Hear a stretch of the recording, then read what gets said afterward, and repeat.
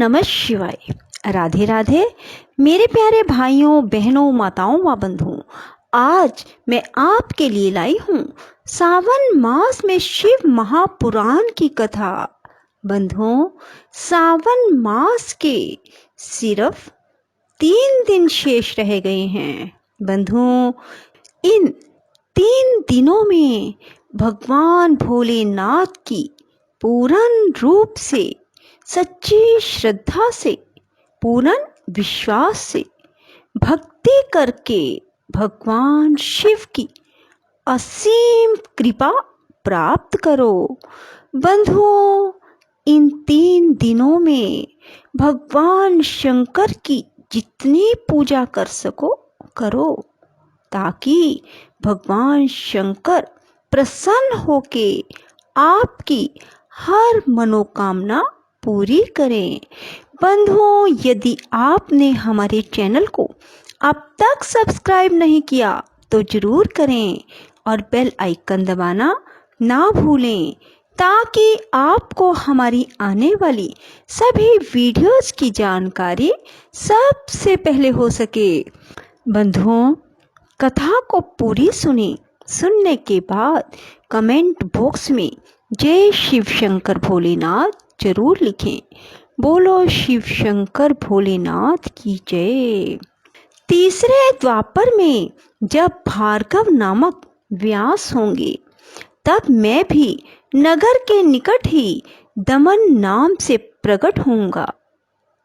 उस समय भी मेरे विशोक, विशेष, विपाप और पापनाशन नामक 4 पुत्र होंगे। चतुरानन उस अवतार में मैं शिष्यों को साथ ले व्यास की सहायता करूंगा और उस कलयुग में निवृत्ति मार्ग को सुदृढ़ बनाऊंगा। चौथे द्वापर में जब अंगिरा व्यास कहे जाएंगे, उस समय मैं सुहोत्र नाम से अवतार लूंगा। उस समय भी मेरे 4 योग साधक महात्मा पुत्र होंगे। ब्राह्मण उनके नाम होंगे सुमुख, दुर्मुख, दुर्दम और दुर्तिक्रम। इस अवसर पर भी इन शिष्यों के साथ मैं व्यास की सहायता में लगा रहूंगा। 5वें द्वापर में सविता व्यास नाम से कहे जाएंगे। तब मैं कंक नामक महातपस्वी योगी होऊंगा। ब्राह्मण वहां भी मेरे 4 योग साधक महात्मा पुत्र होंगे। उनके नाम बतलाता हूँ, सुनो। सनक, सनातन, प्रभावशाली सनंदन और सर्वव्यापक निर्मल और अहंकार रहित सनत कुमार। उस समय भी कंक नामधारी मैं सविता नामक व्यास का सहायक बनूंगा और निवृत्ति मार्ग को बढ़ाऊंगा। पुनः 6ठे द्वापर के प्रवृत्त होने पर जब मृत्यु लोक कारक व्यास होंगे और वेदों का विभाजन करेंगे, उस समय भी मैं व्यास की सहायता करने के लिए लोकाक्षी नाम से प्रकट होऊंगा और निवृत्ति पथ की उन्नति करूंगा। वहां भी मेरे 4 दृढ़वर्ती शिष्य होंगे। उनके नाम होंगे सुदामा, विरजा, संजय और विजय।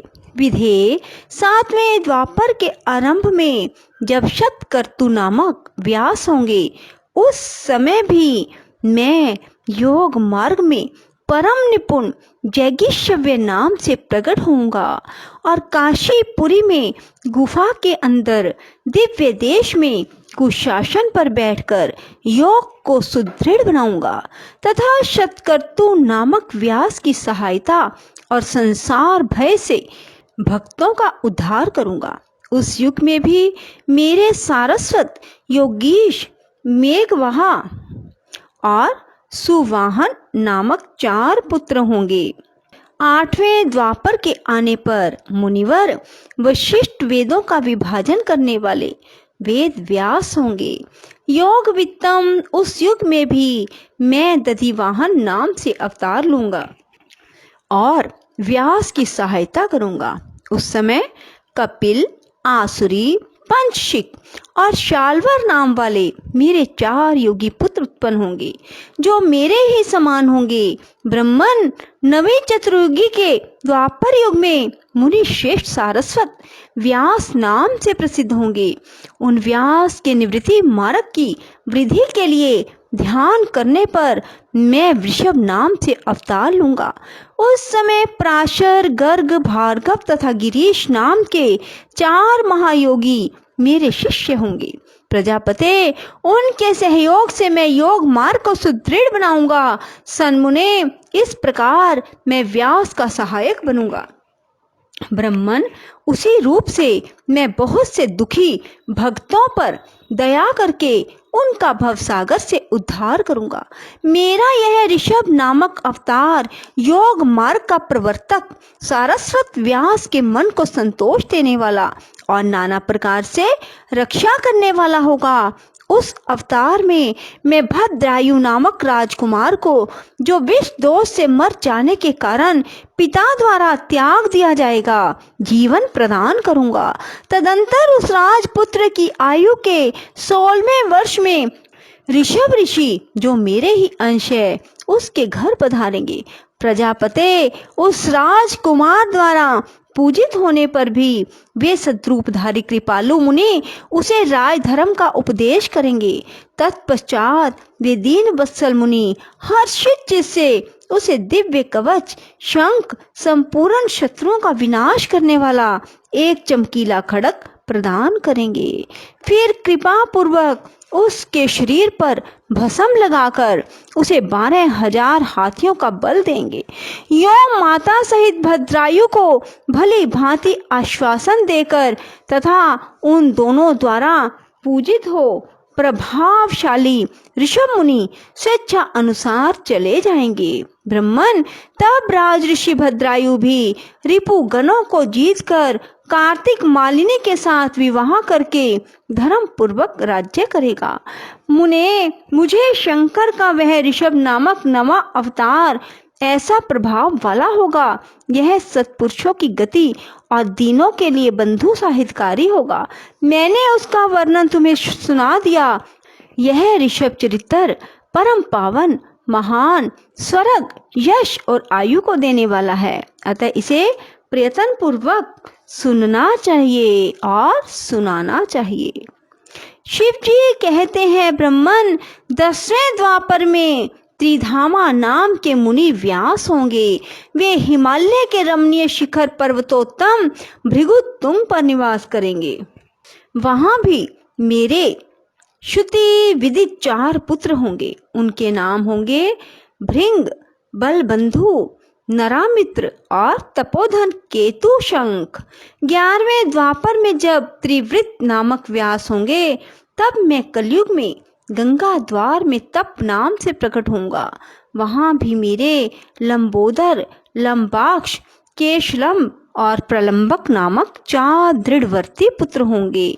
12वें चतुर्युग के द्वापर युग में शत तेजा नाम के व्यास होंगे। उस समय मैं द्वापर के समाप्त होने पर कलयुग में हेम कुंचक में जाकर अत्रि नाम से अवतार लूंगा और व्यास की सहायता के लिए निवृत्ति मार्ग को प्रतिष्ठित करूंगा। महामुने, वहां भी मेरे सर्वज्ञ, समबुद्धि, साध्य और शरव नामक 4 उत्तम योगी पुत्र होंगे।